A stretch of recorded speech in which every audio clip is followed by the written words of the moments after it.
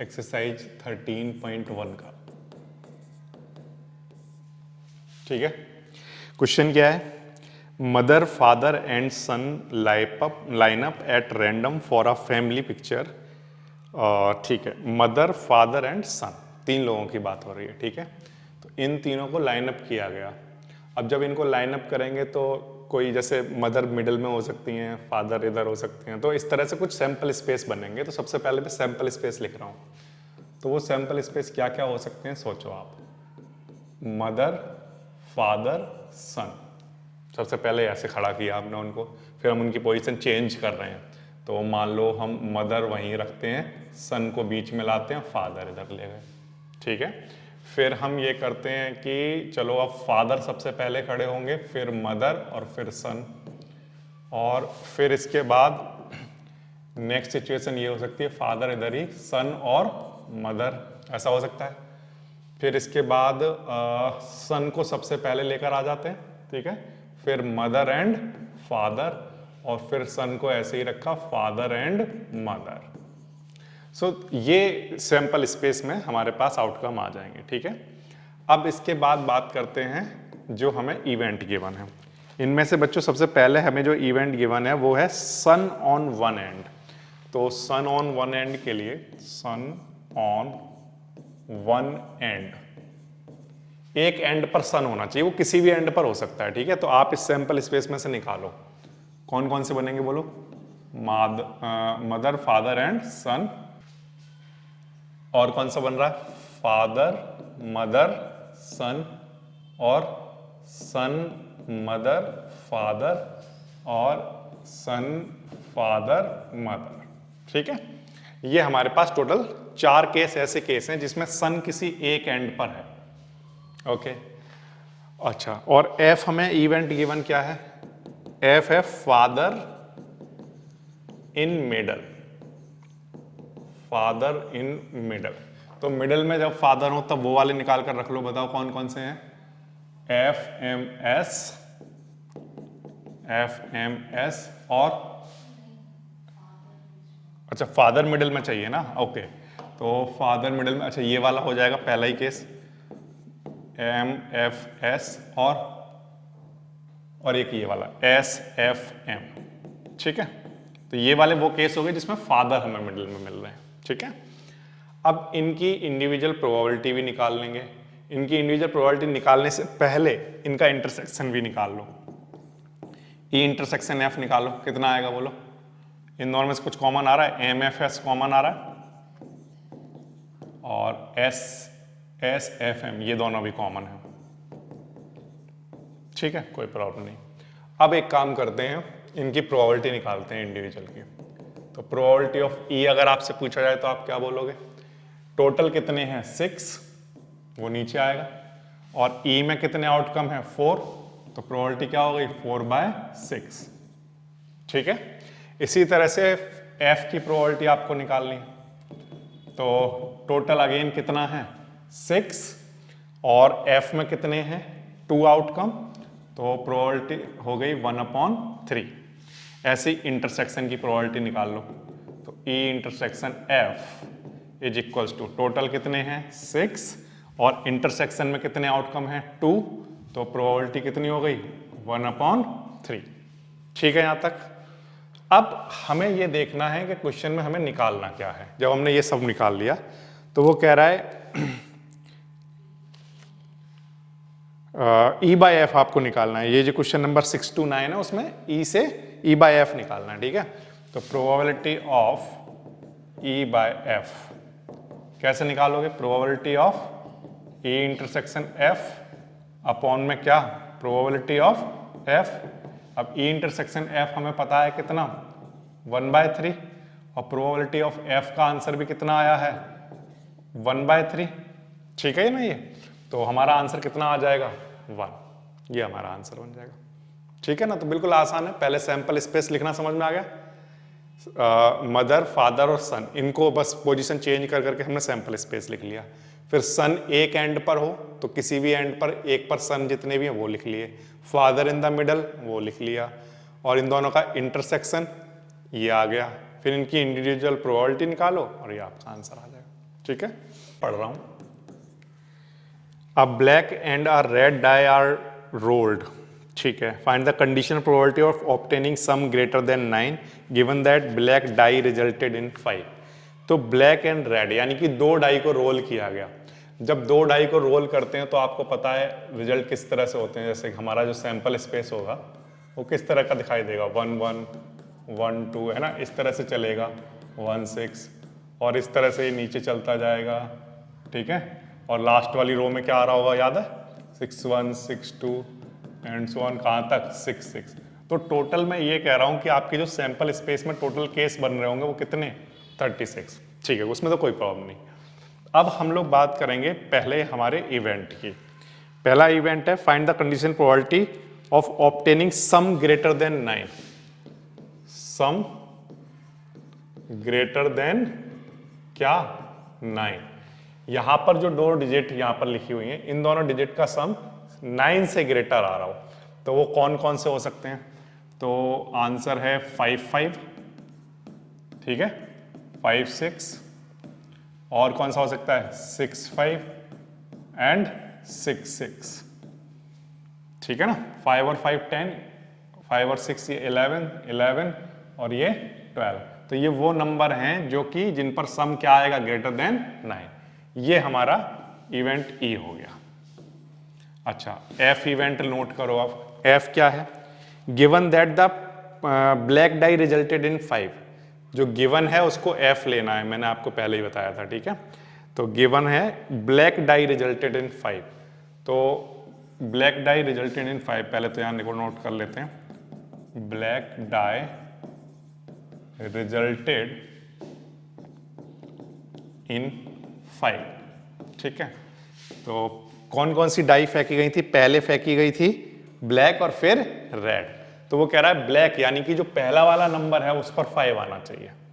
जितना भी पहले नंबर है वो किसको दिखा रहे हैं, ब्लैक को, और दूसरे वाले नंबर रेड डाई को। तो वो कह रहा है ब्लैक जो डाई है वो रिजल्टेड इन 5, यानी कि ब्लैक डाई पर यानी पहले वाले उस पर डाई पर 5 आना चाहिए। तो ये हो सकता है रिजल्ट, 5 2 हो सकता है, 5 3 हो सकता है, 5 4 5 5 एंड 5 6, ठीक है। पहली वाली डाई पर इनमें से 5 जो आ रहा होगा वो यही वाले होंगे बस, और इसके अलावा तो कोई हो नहीं सकते। बाकी तो दूसरी वाली डाई पर तो 5 हो सकता है, पहली वाली यानी ब्लैक वाली डाई पर 5, यही वाले रिजल्ट मिलेंगे आपको इन 36 में से, ठीक है। अब इन दोनों का इंटरसेक्शन आप निकाल लो, ई इंटरसेक्शन एफ। तो देखो इन दोनों में से क्या क्या कॉमन आता हुआ दिख रहा है आपको, 5 5 कॉमन आता हुआ दिखा, 5 6 भी दिख जाएगा, और बस ये दोनों ही कॉमन है इन दोनों में से, ठीक है।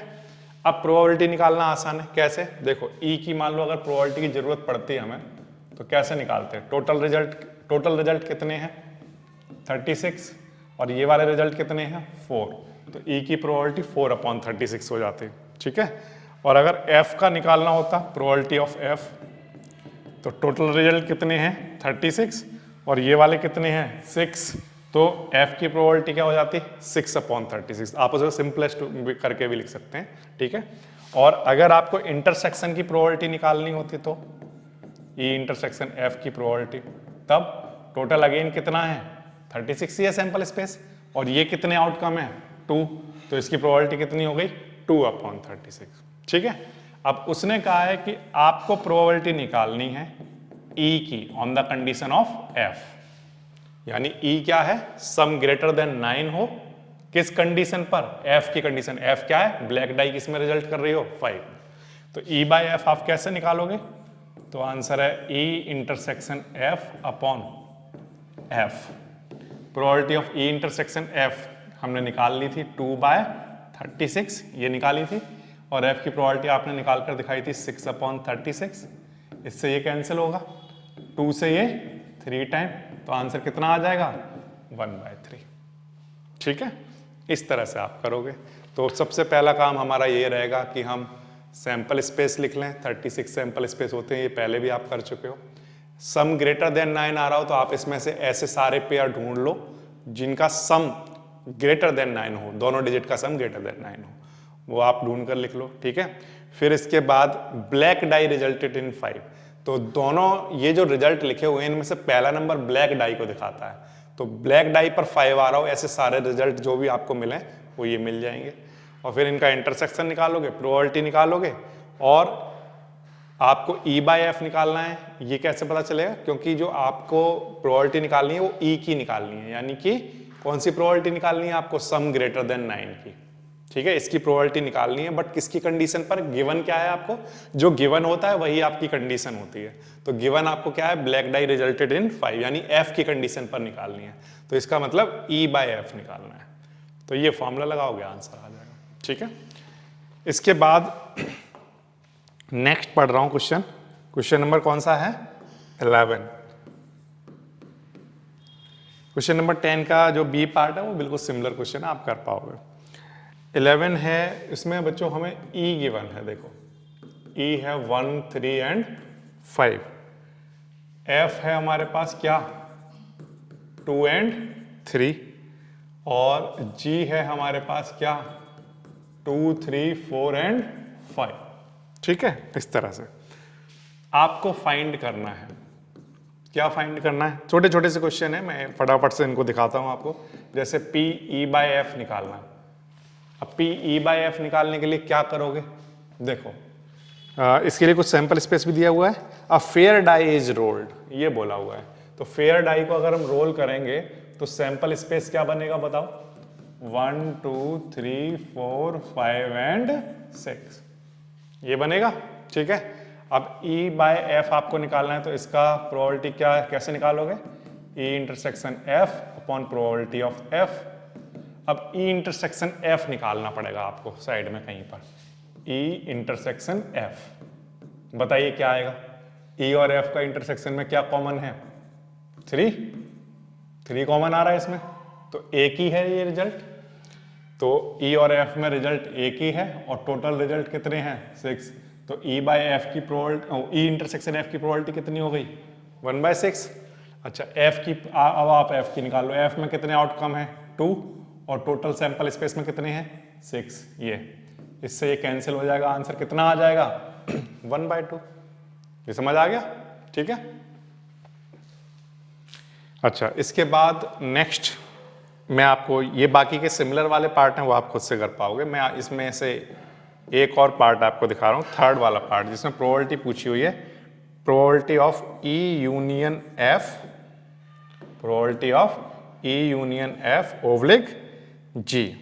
ठीक है, ये आपको निकालना है। अब देखो ध्यान से, बहुत आसानी से निकल जाएगा। आप सोचो इसका फॉर्मूला क्या होगा, इसकी प्रोबेबिलिटी निकालने का फॉर्मूला क्या होता होगा? तो आंसर है कि जब दो चीज़ों को इस तरह से लिखा हुआ होता है तो ऊपर क्या लिखा जाता है? उन दोनों का इंटरसेक्शन। तो यानी कि ऊपर जो प्रोबेबिलिटी आ रही होगी वो किसकी?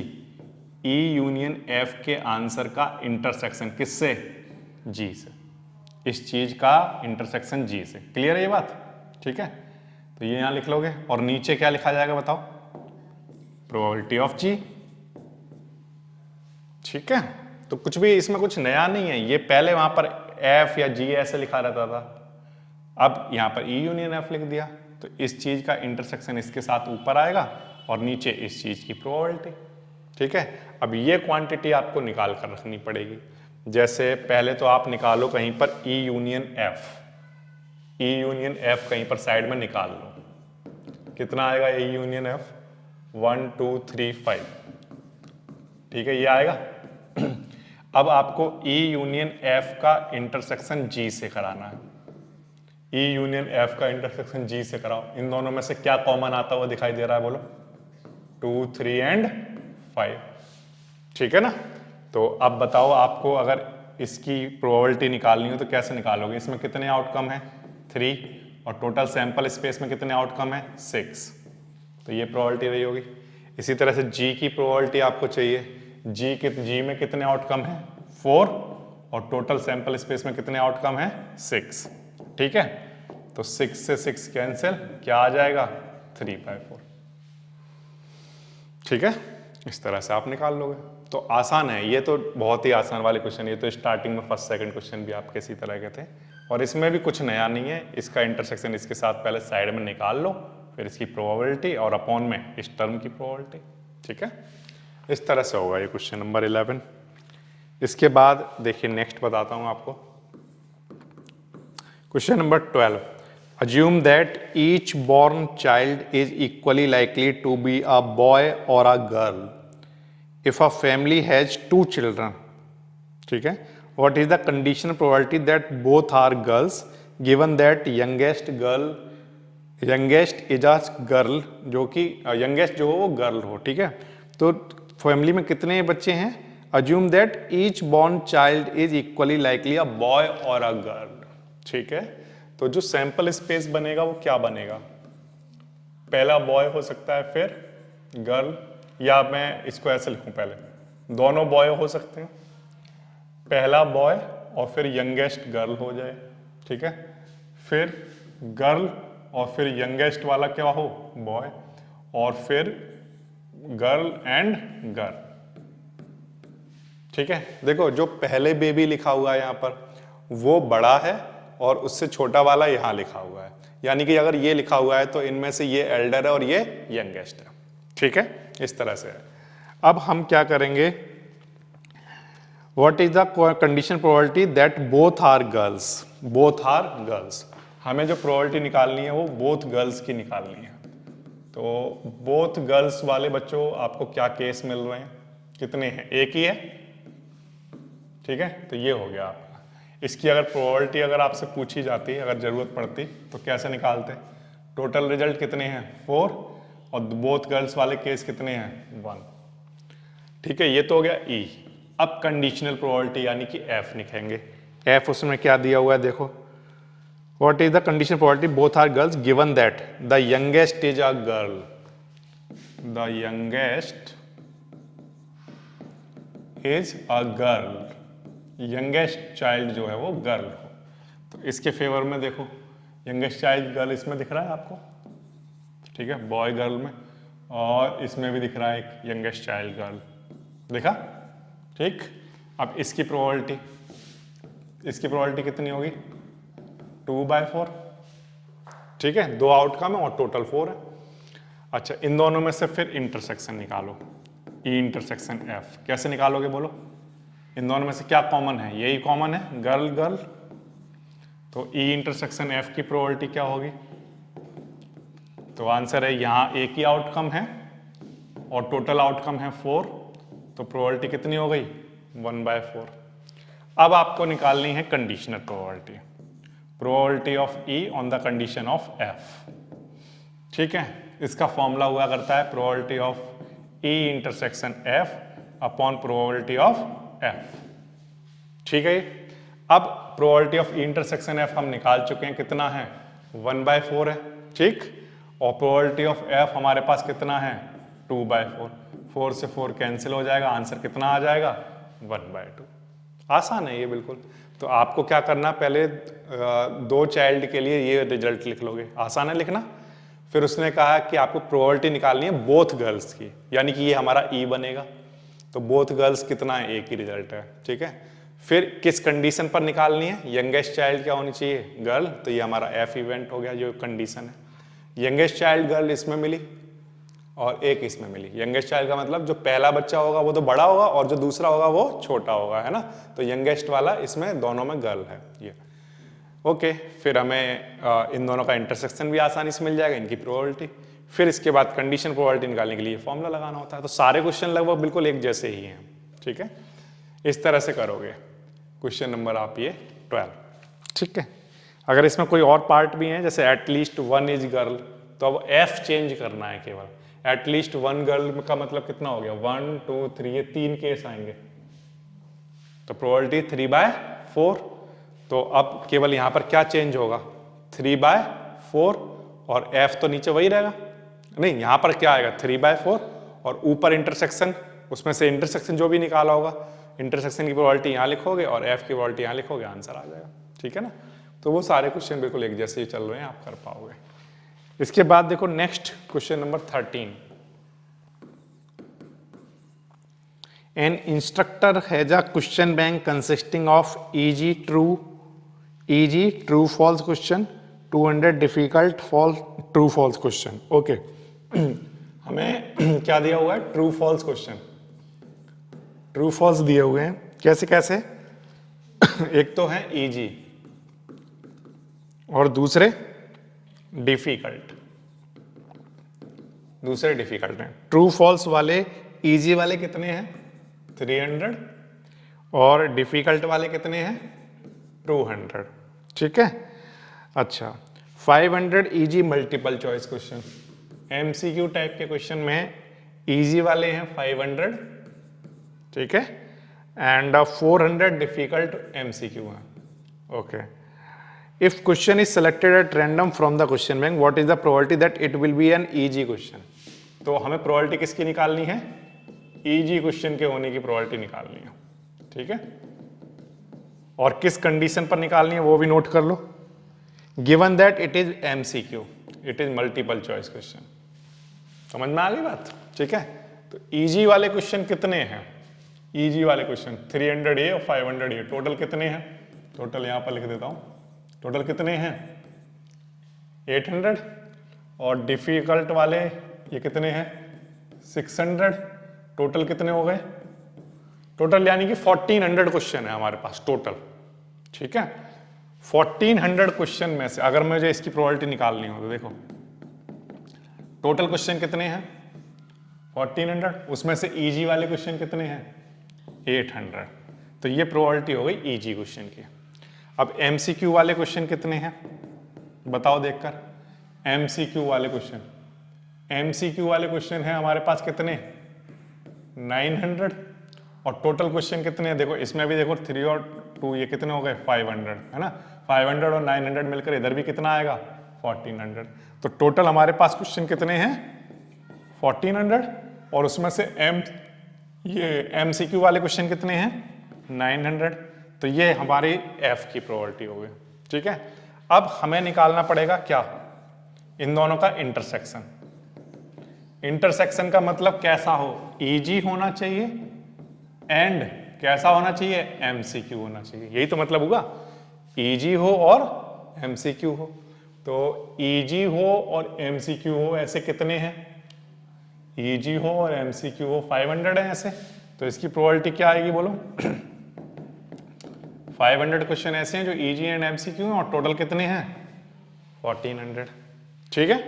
अब आप क्या करोगे, अब इसके बाद देखो करना आसान है, प्रोबेबिलिटी ऑफ ई इंटरसेक्शन, अब आपको ई बाय एफ निकालना है ना, ई की प्रोबेबिलिटी निकालनी है on the condition of F, easy question की प्रोबेबिलिटी निकालनी है आपको किस पर, एमसीक्यू की कंडीशन पर। तो कैसे निकालोगे, probability of E intersection F upon probability of F. E intersection F कितना है 500 अपॉन 1400, ठीक है। और नीचे एफ की प्रोबेबिलिटी कितनी है 900 अपॉन 1400, ये कैंसिल हो गया, तो क्या बच गया 5/9, ये 2 जीरो से ये 2 जीरो भी कैंसिल हो गए होंगे, ठीक है ना। इस तरह से आ जाएगा। तो पहले तो आप क्या करना, ये डेटा कलेक्ट करना है इस क्वेश्चन में, वो बोलता जाएगा कि ट्रू फॉल्स वाले इजी क्वेश्चन है 300, डिफिकल्ट है 200, ठीक है। फिर एमसीक्यू टाइप इजी है 500 एंड डिफिकल्ट है 400, तो इजी वाले टोटल क्वेश्चन देख लो कितने हैं, डिफिकल्ट वाले कितने हैं, टोटल कितने हो गए 1400। ऐसे ट्रू फॉल्स वाले कितने हैं, एमसीक्यू वाले कितने हैं, टोटल कितने हो गए 1400, ठीक। अब उसने कहा इवेंट आपको प्रोबेबिलिटी निकालनी है इजी क्वेश्चन की, इजी क्वेश्चन टोटल कितने थे 800 और टोटल 1400 है, तो ये आ गई प्रोबेबिलिटी। ऐसे ही on the condition of F, given that MCQ है ना, गिवन दैट मतलब कंडीशनल प्रोबेबिलिटी, कंडीशन ये है, तो आपको एमसीक्यू वाले देख लेने हैं कितने हैं 900 और टोटल 1400, ये भी आ गया। फिर इंटरसेक्शन का मतलब इजी हो और एमसीक्यू हो, इजी हो और एमसीक्यू हो, इजी और एमसीक्यू कितने 500, तो 500 अपॉन 1400। फिर इसके बाद ये फॉर्मूला लगाना तो आसान है, ई बाय एफ का फॉर्मूला, ठीक है। इस तरह से हो जाएगा ये। इसके बाद नेक्स्ट क्वेश्चन नंबर कौन सा है हमारे पास 14। Given that the two number appearing on throwing 2 dice are different, okay, find the probability of the event, the sum of the number on the die is 4, okay। तो जब हम die को फेंकते हैं तो हमें जो सैंपल स्पेस हैं वो तो आपको पता ही है, सैंपल स्पेस क्या होते हैं, 1 1 1 2 इस तरह से जाता है 1 6 तक, फिर ये नीचे आते हैं इस तरह से, और यहाँ 6 1 से लेकर ऐसे चल रहा होता है कहाँ तक, 6 6 तक, उसमें तो कोई डाउट नहीं है, ये सैंपल स्पेस होते हैं हमारे। अब उसने कहा given that 2 number appearing on the throwing 2 dice are different, ये गिवन है यानी कि ये कौन सा इवेंट लेकर चलोगे आप, F, ठीक है। और वो ये कह रहा है कि जो F वाला इवेंट है उसमें जो दोनों नंबर है वो डिफरेंट नंबर है। डिफरेंट नंबर का मतलब जैसे कि 1 1 नहीं है, उसमें 2 2 नहीं है, 3 3 नहीं है, 4 4 नहीं है, 5 5 नहीं है और 6 6 नहीं है, मतलब एक जैसे नंबर नहीं है दोनों डाई पर। तो उस पर रिजल्ट कैसे आ रहे होंगे, देखो 1 2 से स्टार्ट हो रहा होगा, 1 2 है ना, 1 3 ऐसे चल रहा होगा, और इसमें से कौन सा नहीं आ रहा होगा, इस वाले में तो सारे ही आ रहे होंगे, ये 1 6 तक, ठीक है। इसमें कौन सा नहीं आया, 1 1 वाला। ऐसे नेक्स्ट वाले में 2 1 आएगा, 2 2 नहीं आएगा, फिर क्या आएगा 2 3, ऐसे करके मतलब आपको काउंट करने हैं। जब आप इस तरह से जब इनको काउंट करोगे तो आपको कितने नंबर मिलते होंगे, सोचो 30, टोटल केस 36 होते हैं, उसमें से 1 1 2 2 3 3 ये 6, मतलब जो डुप्लेट जिसे आप कहते हो, जो एक जैसे नंबर आते हैं वो 6 होते हैं, टोटल 36 हैं। एक जैसे नंबर वाले हटा दो 6, तो कितने बच गए 30। तो इस इवेंट की अगर प्रोबेबिलिटी की अगर हम बात करें तो ये कितनी आती होगी, 30/36, या अभी फिलहाल के लिए इसको ऐसे छोड़ता हूँ 30/36। अब आपको एक इवेंट और भी गिवन है जिसकी प्रोबेबिलिटी आपको निकालनी है एक्चुअल में, वो क्या है बताओ, वो है find the probability of the event the sum of the number on the die is 4, sum 4 आना चाहिए। तो वो कौन कौन सा हो सकता है, 2 2 1 3 और 3 1, ये वाले वो होंगे जिनका सम 4 आ रहा होगा, ठीक है। इस इवेंट की प्रोबेबिलिटी की जरूरत हालांकि हमें नहीं पड़ेगी, ठीक है, इसकी तो जरूरत ही नहीं पड़ेगी। अच्छा, अब हमें क्या करना है, अब हमें इनका इंटरसेक्शन निकालना है। इंटरसेक्शन निकालो, E इंटरसेक्शन F, बताओ क्या आएगा, इन दोनों में से क्या कॉमन आ रहा होगा, तो आंसर 1 3 आ रहा होगा और 3 1, क्योंकि ये 2 2 वाले तो होंगे नहीं इसमें तो सारे डिफरेंट वाले नंबर लिखे होंगे, तो 2 2 तो इसमें आ नहीं रहा होगा, ये दोनों इसमें आ रहे होंगे, ठीक है, तो ये कॉमन आ गए। अब इसकी प्रोबेबिलिटी बताओ क्या आएगी, P इंटरसेक्शन F की प्रोबेबिलिटी कितनी, 2/36, ये समझ आ गया। अब आपको प्रोबेबिलिटी निकालनी है किसकी, E की probability on the condition of F। तो फॉर्मूला क्या है, E intersection F upon probability of F। E intersection F कितना है, 2/36 और F कितना है 30/36, ठीक है। तो ये कितना आ जाएगा 1/50, ये आपका आंसर बन जाएगा, ठीक है ना, कर पाओगे, इस तरह से हो जाएगा। तो टोटल पहले तो 36 केस लिखने हैं, 36 केस लिखने के बाद जिसकी प्रोबेबिलिटी निकालनी है उसे E मानना है। E में उसने ये कहा है कि सम 4 होना चाहिए, तो मतलब दोनों डिजिट का सम मिलाकर 4 आना चाहिए, वो लिख लिया। और गिवन दैट, स्टार्टिंग में गिवन दैट गिवन है, यानी कंडीशन गिवन है। कंडीशन क्या है कि जो F है वो डिफरेंट नंबर वाला है, तो डिफरेंट नंबर वाले 30 केस होते होंगे, ड्यूप्लेट्स को छोड़कर बाकी के सारे केस इसके अंदर आ जाएंगे। फिर इंटरसेक्शन निकाल लो, प्रोबेबिलिटी आसानी से निकल जाएगी, और फिर कंडीशन प्रोबेबिलिटी, ठीक है। देखिए क्वेश्चन नंबर 15 पढ़ रहा हूँ। Consider the experiment of throwing a die, if a multiple of 3 come up, throw the die again, and if any other number come, toss a coin. ऐसे कह रहा है वो कह रहा है कि आप एक डाई को फेंकेंगे पहले, ठीक है। अगर डाई को फेंकने पर 3 आया या 3 का मल्टीपल आया तो आप टॉस करेंगे, और अगर तो आप क्या करेंगे, एनी अदर नंबर कौन, टॉयस अकाउंट। अच्छा, अगर 3 या 3 का मल्टीपल आया तो आप डाई को दोबारा से फेंकेंगे, अदरवाइज आप टॉस करेंगे।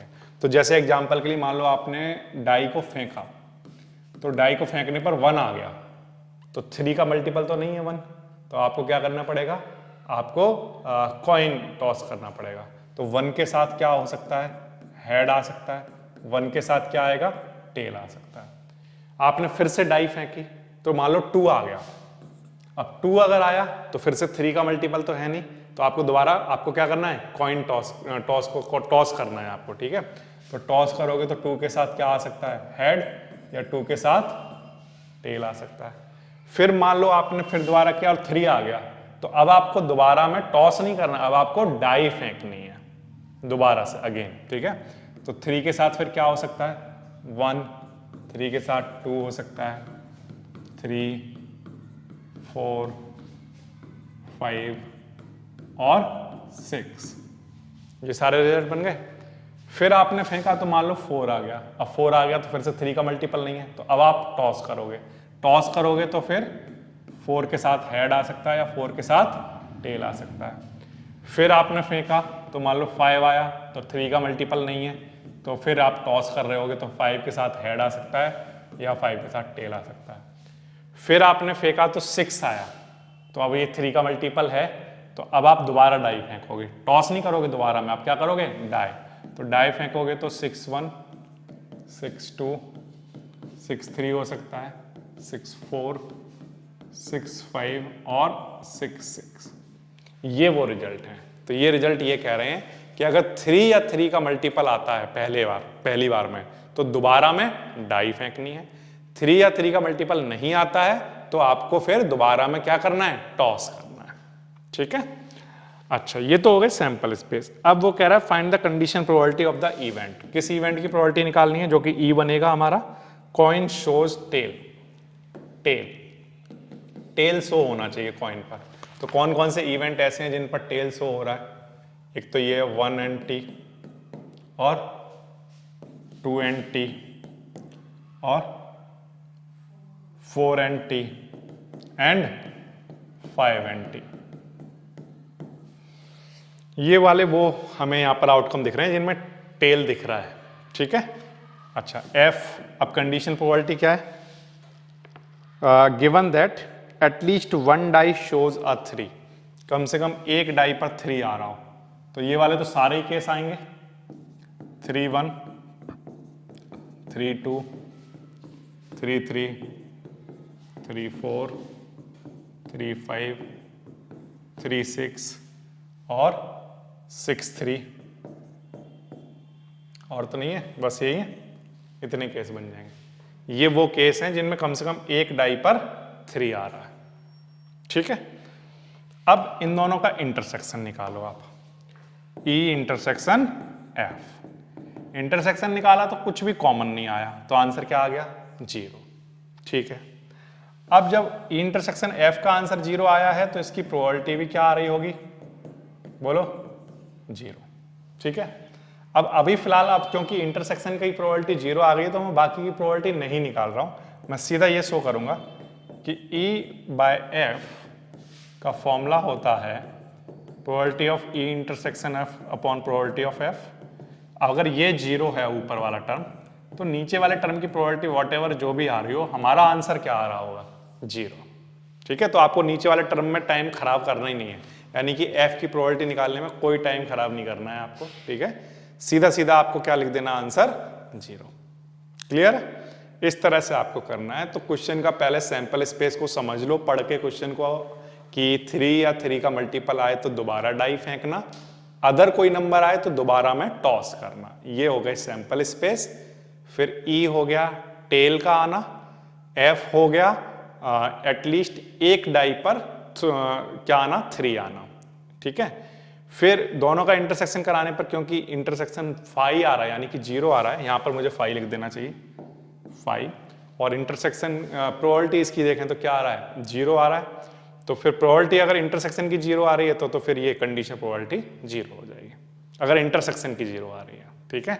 हाँ, ये बात अलग है कि अगर हमारा किसी इवेंट की प्रोबेबिलिटी, अगर इस इवेंट की प्रोबेबिलिटी 0 आ रही होती तो हमारा आंसर नॉट डिफाइन होता उस केस में, ठीक है। देखिए नेक्स्ट क्वेश्चन पढ़ रहा हूं, क्वेश्चन नंबर है 16, को कह रहा है probability of A is 1/2, probability of B is 0, ठीक है। Then what is the probability of A/B। अब A/B की प्रोबेबिलिटी तो आपको पता है, A इंटरसेक्शन B अपॉन में प्रोबेबिलिटी ऑफ B के इक्वल होगी।